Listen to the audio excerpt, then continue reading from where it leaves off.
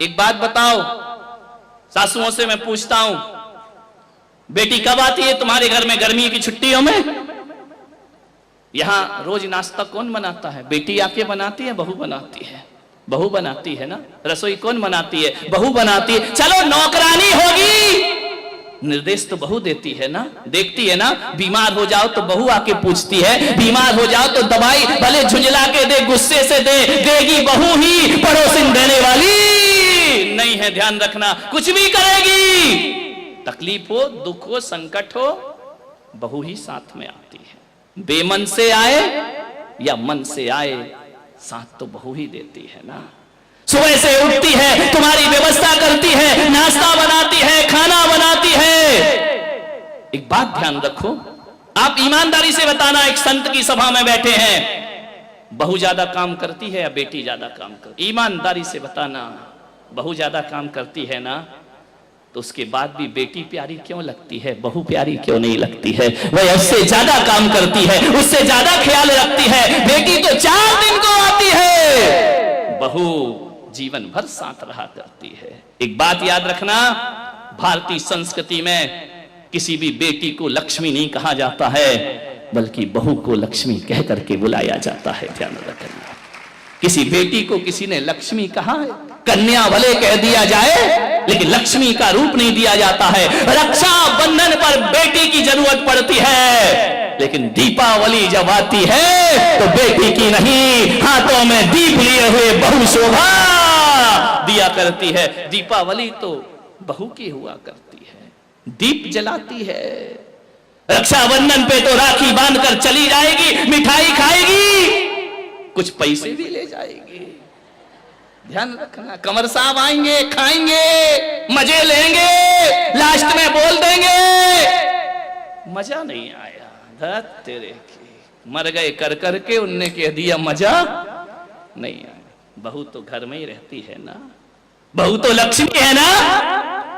आज तक किसी बेटी की आरती किसी मां ने नहीं उतारी होगी, लेकिन बहू जब घर में आती है तो सास को दीप लेकर उसकी आरती उतारना पड़ती है। बहू मंगल है, बहू शुभ है, बहू लक्ष्मी का रूप है, बहू सरस्वती का रूप है। जब वह बहू घर में आती है, तुम्हारे वंश को अंश प्रदान करती है, और जब उन्हें संस्कारित करती है तो यही बहू सरस्वती का रूप हो जाया करती है। ध्यान रखिए, और यही बहू लक्ष्मी का रूप हो जाती। बहुओं को लात मारना यानी लक्ष्मी को लात मारना के समान पाप हुआ करता है। ध्यान रखिए, बहुएं तो घर की शोभा होती है, प्राण होती है। बहुएं ना हो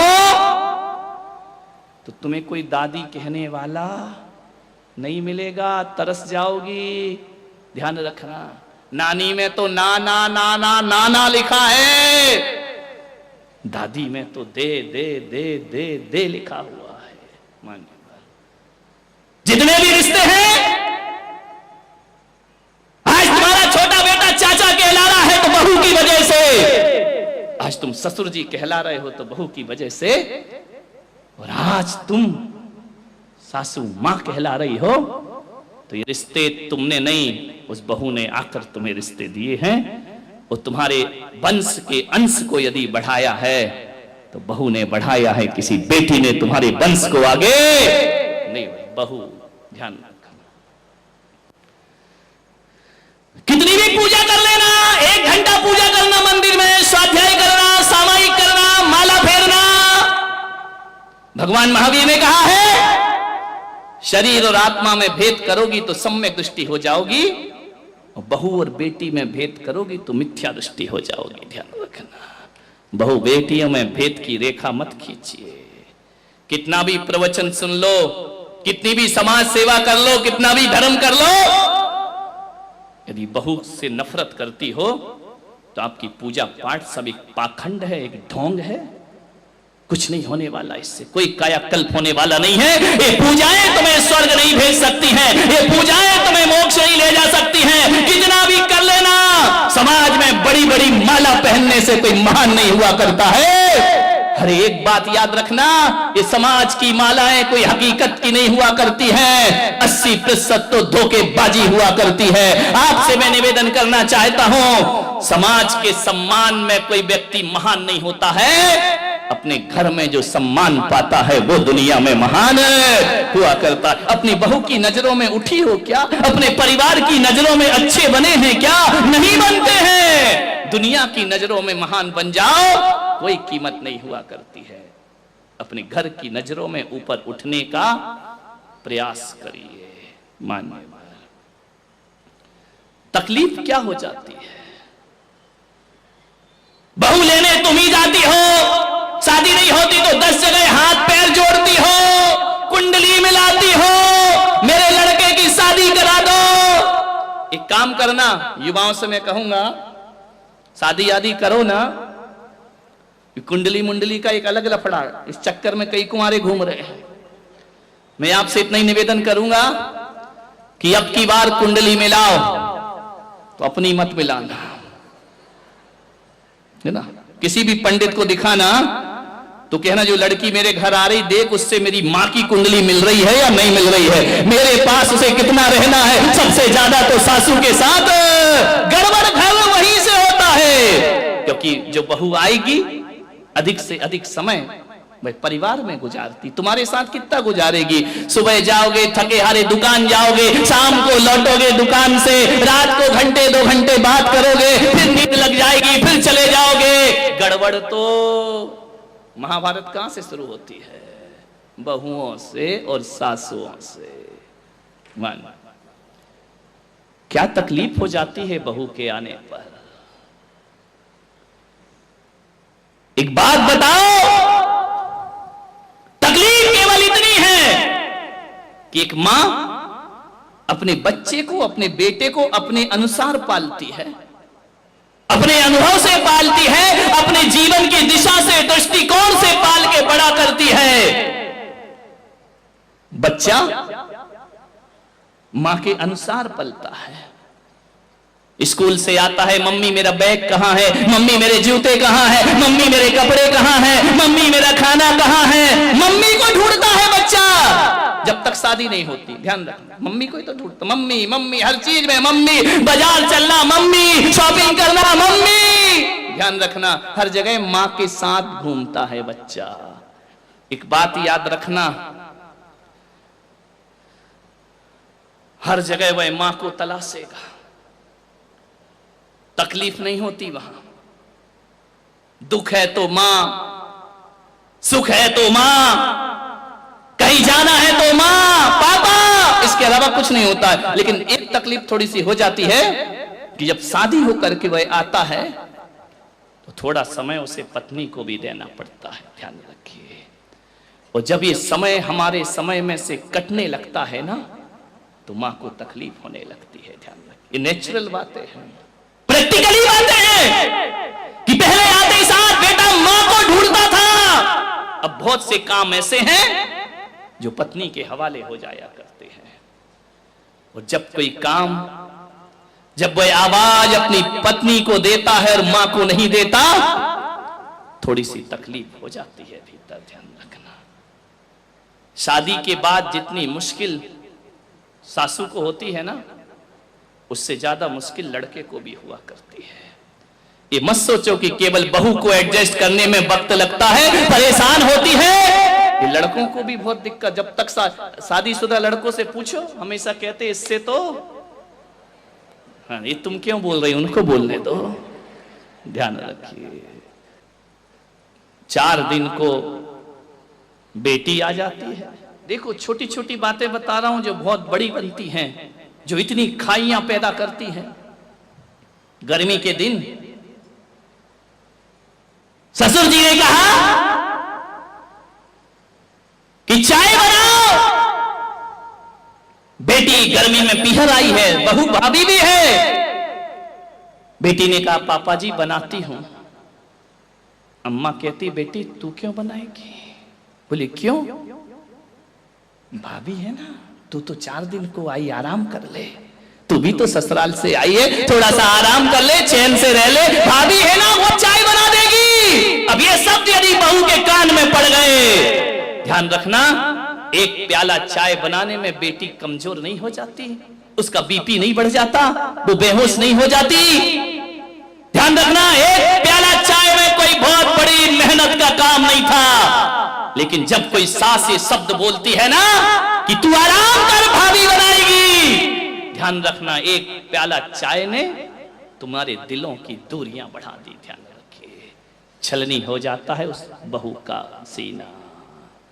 क्या फर्क पड़ता है यदि बेटी बना लेती तो। और मैं तो इन बेटियों से भी हाथ जोड़ के निवेदन करता हूं, 4 दिन को आई हो, पीहर में आग लगा के मत जाओ। ध्यान रखिए, आधी आग तो ये लोग भी लगाते हैं। आ गई क्या रक्षाबंधन पे, मिठाई खाओगी और आग उगल के जाओगी। ध्यान रखना, इतनी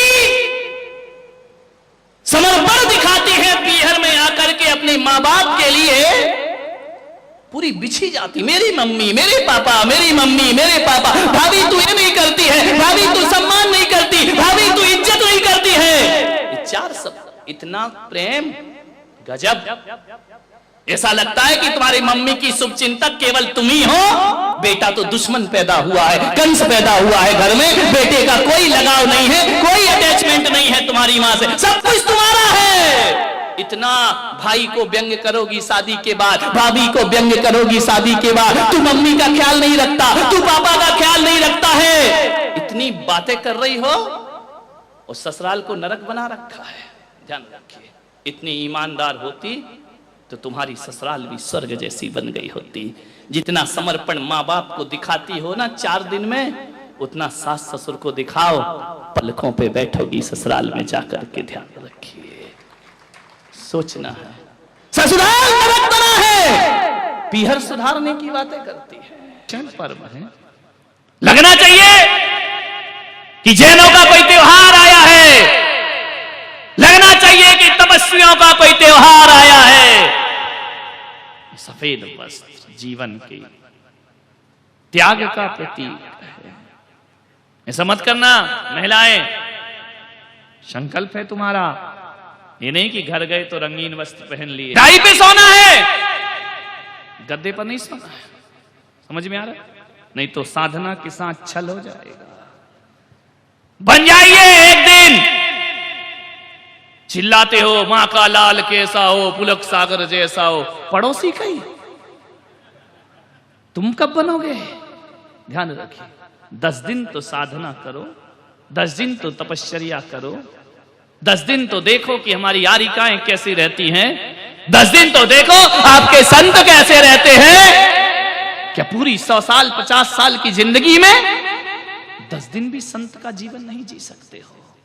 10 दिन इतना मुश्किल है, फिर जो जीवन भर साधु बने हैं उनकी निंदा करना आसान है, लेकिन संत का जीवन जीना बहुत कठिन काम हुआ करता है। अरे मुनि बनना कोई खेल नहीं है, बच्चों का तेल निकल जाता है, अच्छों का ध्यान रखिए। एक दिन नहीं होती साधना, 10 दिन सन्यास नहीं होता।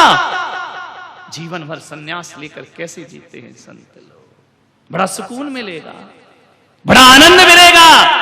हर बार तो पर्यूषणों में मंदिरों में पूजा की, पूजा तो आज भी है। यहां बैठकर शास्त्रों में कहा है कि जो सामूहिक बैठ करके पूजा करते हैं उनको सामूहिक पुण्य की प्राप्ति हुआ करती है। तुम पढ़ते हो शास्त्रों में, पूजाओं में कि सम्मेद शिखर की अमुक टोक से इतने मुनियों को मोक्ष हुआ है, हजारों लाखों मुनि मोक्ष गए।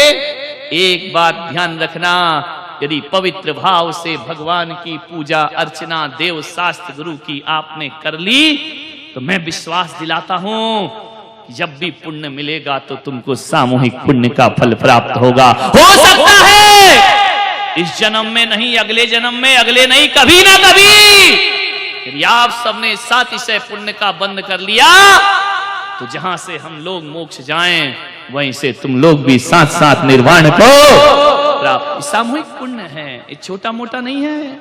मंदिर में बैठ के पूजा करना अलग चीज है, तो समूह रूप में पूजा करना अलग चीज हुआ करती है। तुम देखते नहीं, एक बस जाती है, बस में कहां कहां के यात्री बैठते हैं, कोई अजमेर का बैठता है, कोई जयपुर का बैठता है, कोई उदयपुर का बैठता है, कोई नसीराबाद का, कोई किशनगढ़ का बैठ जाता है। कहां कहां के यात्री आकर के एकत्रित हो गए एक बस में। बस गई, पलट गई, सब मृत्यु को प्राप्त हो गए। एक्सीडेंट हो गया, मौत हो गई। क्यों? कोई कहीं रहता, कोई कहीं रहता, कोई कहीं पैदा हुआ, कोई कहीं पैदा हुआ। मरते समय सब एकत्रित क्यों हो गए? क्योंकि उन्होंने पिछले जन्म में सभी ने मिलकर कोई सामूहिक पाप किया होगा। इस कारण मरते समय सभी एकत्रित हो गए। और हम यहां बैठकर सामूहिक पुण्य कर रहे हैं। जब भी पुण्य का फल प्राप्त होगा सब एकत्रित हो जाएंगे, एक साथ आकर के वहां पर बैठ जाएंगे। ध्यान रखिए, ये कर्म है, छोड़ते नहीं है किसी को। ईमानदारी से, जितनी ईमानदारी होगी उतने नंबर आपको मिलेंगे। नंबर से मतलब आपके अकाउंट में आपके बैलेंस जमा होगा। ध्यान रखिए, बेईमानी होगी, पुलक सागर का कोई हानि नहीं है, तुम्हारी अपनी हानि है। ध्यान, दिन भर पानी नहीं पीना है, सुबह भोजन मिलेगा, शाम को एक आसन करो तो फिर एक आसन करो। ये क्या है ढोंग कि एक आसन भी कर लिया और शाम को भी खा लिया? तो काहे का एक आसन? वो तो 2 आसन हो गया। हमने कहा ऊनोदर, तुमने कर लिया दूनोदर, डबल लेकर के आ गए। इच्छाओं को जीतिए, घबराइए नहीं। हमने कहा दिन भर पानी नहीं पीना, कई महिलाओं की आंखें फट गई। पहले से क्यों संकल्प करते हो कि पिएंगे? प्राण संकट में आ जाएं, कष्ट हो जाए, जब कुछ रास्ता ना दिखे तब वो मार्ग पकड़िए। ध्यान रखना, 2 तरह के लोग होते हैं धरती पर, 2 तरह के लोग होते हैं, 2 तरह के रास्ते होते हैं। एक अच्छा रास्ता होता है और एक बुरा रास्ता होता है। अच्छा रास्ता शुरू में कठिन लगता है, लेकिन उसका परिणाम बहुत अच्छा आता है। और बुरा रास्ता चलते समय तो अच्छा लगता है, लेकिन परिणाम बड़े घातक सिद्ध हुआ करते हैं। बुरे रास्तों से आज तक किसी को अच्छा परिणाम नहीं मिला है। चाहे लादेन हो, चाहे सद्दाम हो, चाहे रावण हो, चाहे कंस हो, कि जब जीते थे तो रास्ता बुराई का इन्हें बहुत अच्छा लगता था, लेकिन रिजल्ट आपने देखा है क्या आया इनके जीवन में। गलत का रिजल्ट कभी अच्छा नहीं आ सकता है, अच्छे का रिजल्ट कभी गलत नहीं आ सकता। ध्यान रखना, पश्चाताप होना चाहिए, गिलानी होना चाहिए, घृणा हो जाना चाहिए हमें अपने जीवन से। दिन भर आपको यही पहनना है। 2 साड़ी किस लिए दी गई है? जो शिविर में उनको 2 मिलेंगी, अभी मिलेंगी, चिंता मत करो, मिलेगी, टेंशन मत। कितनी जल्दी प्राण निकले।